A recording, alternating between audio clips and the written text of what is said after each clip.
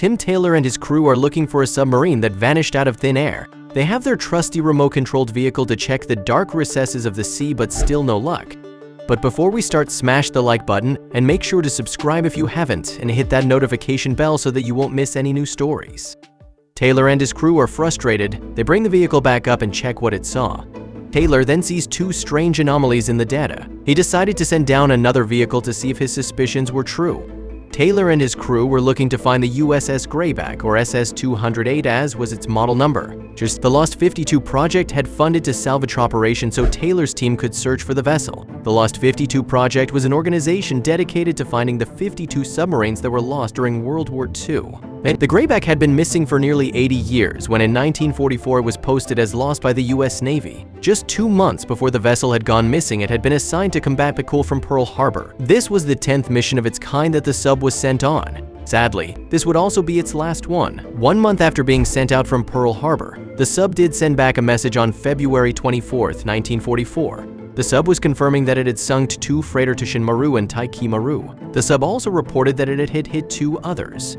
1 day later, the sub sent another report, relaying that they had damaged the Asamama Maru seriously, which was a liner-turned-troop carrier. The sub had also sunk a tanker named Nantpo Maru.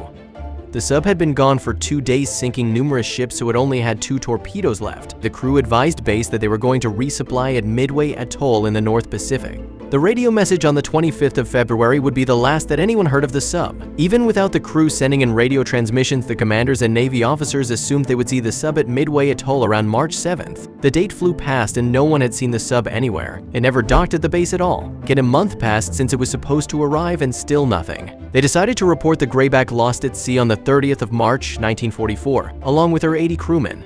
We'll get back to the mysterious disappearance of the Grayback soon. But let's talk about the submarine's life and legacy before it met its mysterious demise. Mazio. Mein to rang Tiver were Tuza Bullerber. The USS Grayback, or the SS-208, was built on April 3, 1940, when the vessel's hull was put down at Connecticut's electric boat company Groton. The employees at the electric boat company were very capable and made sure the project would be completed with satisfaction. After all, they had been building ships ever since the company opened in 1899. The USS Holland was the very first submarine that the military had commissioned back in 1900.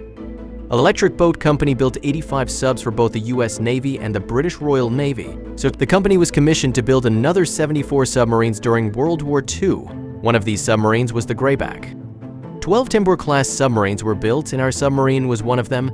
7 of the Tambor-class submarines were destroyed in the war, and as a whole, the class was decommissioned in 1945. The Grayback was a sub that never got a chance to make it back home.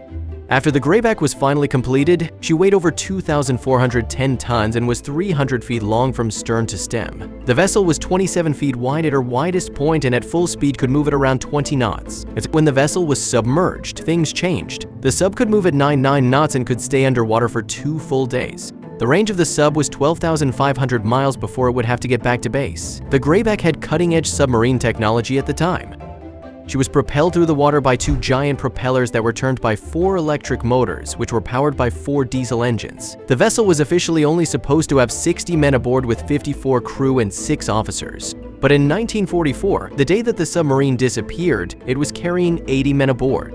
The Grayback had a lot of firepower with 10 21-inch torpedo tubes with 6 at the bow of the sub and 4 towards the stern. The sub also has 50 caliber machine guns, Bofor's 40mm and Oerlikon 20mm cannons. These weapons were mounted on the deck, which would be used to defend the sub against attacks from planes or bombers. It could also be used against enemy ships. Then, some 10 months after the Electric Boat Company had started her construction, the Grayback was launched on January 31, 1941, by Rear Admiral Wilson Brown's wife. The submarine was subsequently commissioned into the USS Navy on June 30th, only 5 months or so before America became embroiled in WWII. After her commissioning, the Grayback embarked on her shakedown cruise under the command of Lieutenant Willard A. Saunders on Long Island Sound. This, naturally, was an opportunity to test out the submarine systems and to allow the crew to familiarize themselves with the vessel. And with the sub standing up to the task, she finally went on patrol to Chesapeake Bay in the Caribbean in September 1941. Then, after further maintenance at Portsmouth Naval Shipyard on the Maine coast, the Grayback headed for Pearl Harbor in February 1942 as the U.S. was decidedly now a part of the conflict, and things were about to get serious for the boat and her crew. On February 15th, the submarine set off on her first wartime patrol. She sailed into the Pacific and cruised along the coasts of the island of Guam, which Japan had attacked in December 1941. The Grayback also traveled in proximity to the coast of Saipan, which at that time was similarly Japanese territory. And during this patrol, which lasted 3 weeks, the boat spent 4 days in a cat-and-mouse game with a Japanese submarine. The skirmish saw the enemy unleash 2 torpedoes at the Grayback, and while she emerged unscathed from this assault, she was unable to maneuver into position to return fire. After escaping the attentions of the Japanese sub, though, Grayback succeeded in sinking her first ship, a cargo vessel of 3,291 tons. By contrast, the Grayback's second patrol was a relatively uneventful affair that ended when she docked at Fremantle. This Western Australian port would be her base for most of the rest of her time in service. The Grayback's next 2 patrols in the South China Sea were blighted by Axis patrol boats, moonlit nights, and seas that were difficult to navigate. Nevertheless, she managed to hit an enemy sub and some merchant ships during these spells in the ocean. Then her 5th tour of duty began on December 7th, 1942, when she set off from Australia. On Christmas Day 1942, the Grayback surfaced, catching 4 landing barges unawares and proceeding to sink them all. Then, 4 days later, an enemy sub fired torpedoes at the American craft, although the Grayback's crew took successful evasive action. And while the I-18 ultimately escaped undamaged this time around, the destroyer USS Fletcher sank the Japanese boat with depth charges the following month.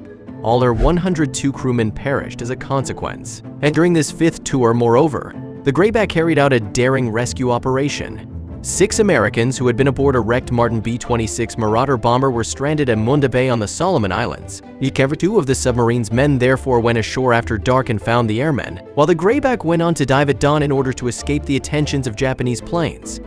It would be many decades, though, before anyone found out exactly what had happened to the Grayback and her 80-strong crew. Initially, the U.S.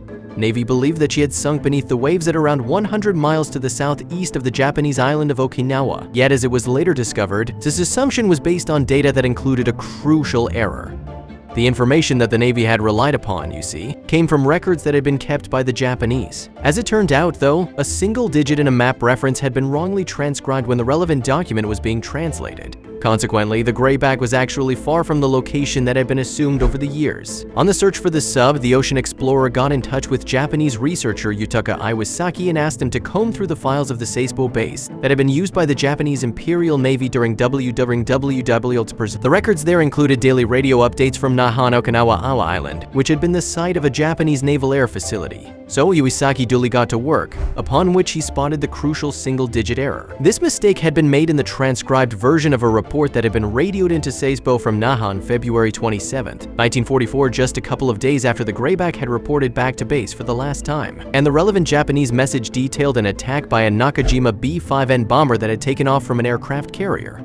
The Nakajima B-5N was a Japanese torpedo bomber, and this particular example, flying on February 27th, had apparently discharged a 500-pound bomb onto a submarine traveling above the waves. The report also described how the device had hit the sub just to the rear of the conning tower. Then, after that, the vessel had blown up and quickly sunk with no apparent survivors. And while speaking to the New York Times in November 2019, Iwasaki described what he had found in the Japanese wartime fight. In that radio record, there are a longitude and a latitude of the attack. Very clearly, he explained.